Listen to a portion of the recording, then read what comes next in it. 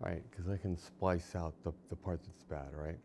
So this is surf report, not surf report, surfing accident in Hawaii. Hey, it's SG with another Stories with a Point. I gotta tell you, I love surfing. I've said it in other videos that I've done, and so I have a surf story for you.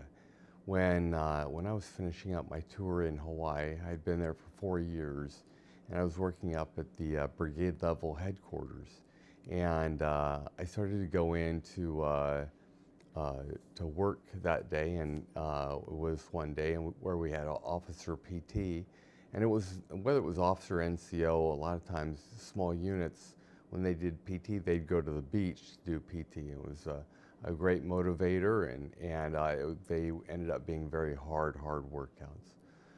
So on this particular day, I took our van and went surfing on the North Shore.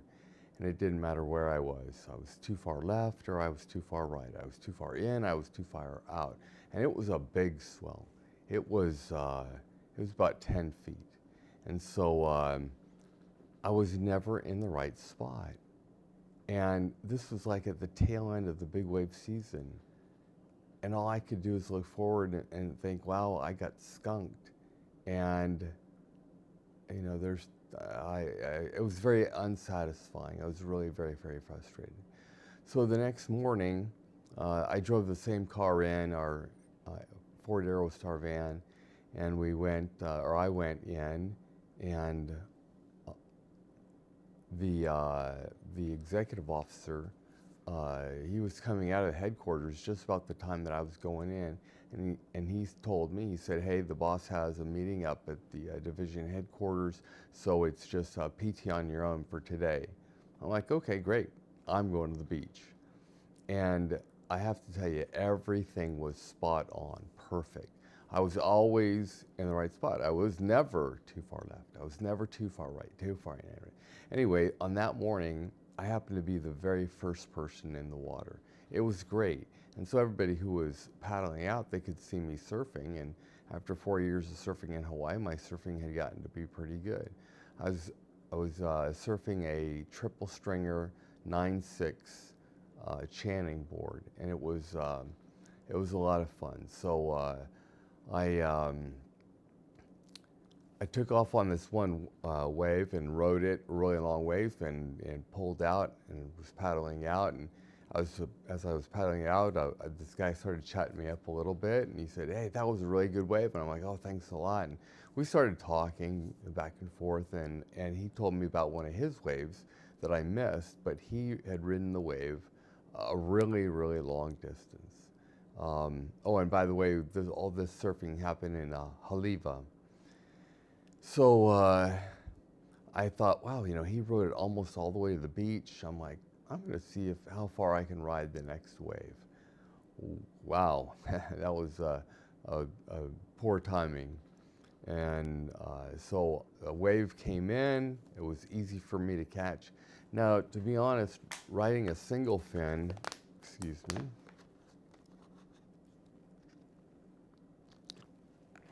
riding a single fin on really big waves, the base of the fin tends to come out of the water, and you only have the tip of the fin, really penetrating into the water. And what that does is that gives the board kind of a squirrely, shifting feel when you're at the very top of the wave. So I would drop in, make a hard bottom turn, come flying back up off the lip, and then just about I would get to the lip, I would let off a little bit and kind of float there at the lip, and then turn and go down the wave, screaming down, right? So I did that, wave after wave, and it was very enjoyable. Well, then with this guy saying, "Oh, I almost rode it to the beach," I'm like, great. So I thought, I want to do that. Well, was made, I was making my bottom turn, and as I did so, I could see that the wave was going to close out on me. So thinking I had enough time, excuse me, thinking that I had enough time that I could transition to my outside rail and outrun the lip out in the flats, I started to, move towards that, except that I was not accustomed to riding my 9.6 triple stringer Channing single fin. And it took a lot longer to get that boat of a board to turn, when I was out in the flats to transition to my outside rail. So as I did so, the wave caught up to me, and I was at the very, very top of the wave. And I saw that I was going to get pitched by the lip of the wave. It was breaking, and it was going to break like right on top of me. So the best thing to do is, if the wave is coming from like my rear, is to push the board as far as I could, either to the left or the right. But then that way, the board was, getting caught up in this pretty hollow wave, and I was getting caught up in this hollow wave, but we were doing this, right? As opposed to my board, my body, my board, my body. And so as I kicked the board out to the side, flew through the air, kind of sat down into the water, penetrated the water a lot more than I thought I was going to. But I felt this on the back of my right leg. And as with any surf accident, there's always a little triage that happens. How bad is this? Is this I need to go home right now? Or is this one of those things where I can stay surfing and it may hurt a lot, but, I can still continue surfing. So I put my hand down to kind of feel around on my calf muscle, and my fingers went into my calf muscle. I mean, it's kind of gruesome. I'm like, oops, well, I guess I'm going home. So I got my board, I laid down on it, and I started paddling in towards the inside. And finally a wave broke, and I just rode the white water, kind of belly boarded it in, and a wave finally caught up to me, and I was able to get to the inside. Well, about the time I was coming close to the shoreline, because I believe it breaks pretty far out, but as I was getting close, there was this guy walking down, I mean, like built like this, not that big of a guy, but very, very muscular, had a pretty short board, he's walking down all super cocky and everything. So he walks down, and I said, hey buddy, can you help me? And I realized I was too far out. So I waited, I tried to count so I could, wait sufficient time to get closer by. So I counted, and I said, hey buddy, can I get your help? I need your help. And he looked at me kind of with a sneer look, and he said, and I could tell what he was thinking. It was, why are you even talking to me? You're some white guy from the mainland, and leave me alone. And all of a sudden his eyes got really big, and he's like, oh my goodness. And so he called for a couple other guys, and they didn't know what to do, right? So I said, look, just stop. First of all, let's take off my leash. There were like 4 guys that were going to help out, but one guy took my board and took it up. The other 2 guys are like, oh, what do we do? I said, give me a fireman's carry right here. I said, what I want you to do is I want you to carry me up and put me right at the curbside, so that when the ambulance shows up, that I will, I'll be right there, and they, it's not a great big distance that they have to walk to. So as we were going up, it was an outdoor shower. I rinsed off a little bit, and inadvertently, I put a little bit of weight on my right leg, and oh my goodness, the pain was excruciatingly intense. So so I had these guys carrying me to the edge of where the curb was. They put me down, and somebody said, oh, somebody should call 911. And someone else said, I already did. I'm like, okay, great. Now, just as an interesting aside, there was this guy who was standing close enough but far enough. I'm sure that he was a Navy SEAL, but he was standing close enough that he could see what was going on, and if needed, he could become engaged. But if he wasn't needed, he would just stand on the periphery and kind of keep an eye on things. So the the ambulance finally showed up. They looked at me, and I said, hey, can you take me to Army Tripler Hospital? And they said, no. So by law, they had to take me to Mililani. So I signed some forms, and just about that time, the blood was soaking through my bandages on my leg. So he put the paramedics put some more Band-Aids on, patched me up and everything, and there was an Army NCO with his squad there, and he said, "Sir, if you want me to, I can give you a ride to the Army hospital." And I said, "Oh, that would be great. Thank you so much. I really appreciate that."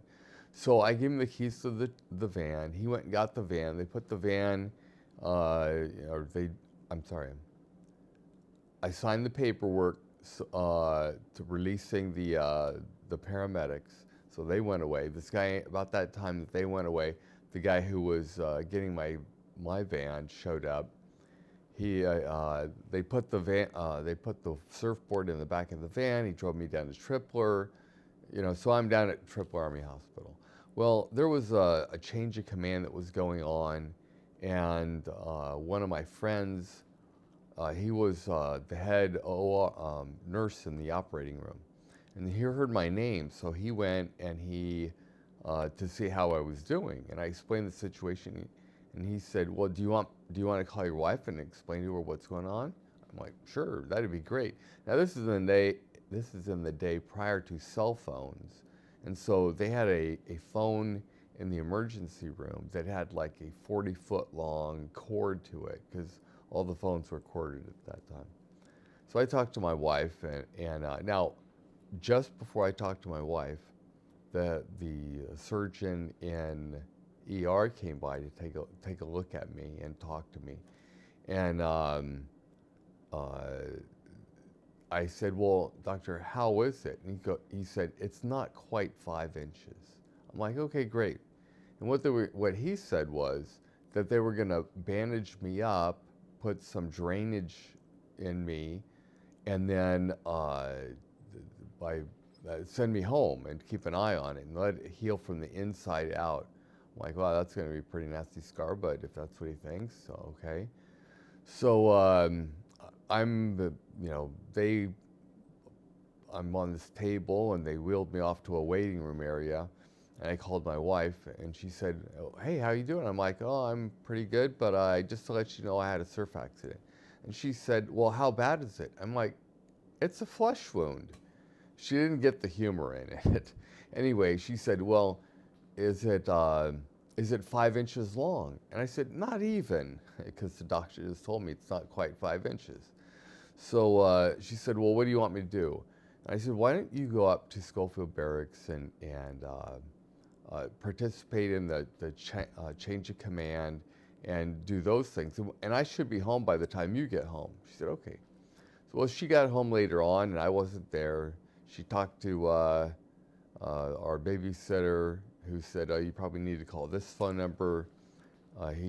She did, and my wife said, "Oh, I'm sorry, I'm looking for not the operating room, but the ER." "Oh, who are you looking for?" She said, "I'm looking for SG," and the person who was from the operating room said, "Oh, yeah, he just got out of the operating room." She's like, "What?" So she drove down there, and I had just come out of the operating room, and I ended up getting 5 stitches, and like I said, she didn't get the humor of it's only a flesh wound, and it's not quite 5 inches. So that's the story. The point of the story is, communication. Maybe I didn't quite communicate the way I should have. Happy wife, happy life. And but the other thing is that it's really important that you not do stuff completely alone. That because when you're completely alone and you have an accident, there's nobody to help out. And my wife had talked to me numerous times about doing that, and finally I've learned the lesson that it's always good to have a partner when you're doing something extreme. And so now you know the story, and now you know the point of the story. Thanks a lot for listening.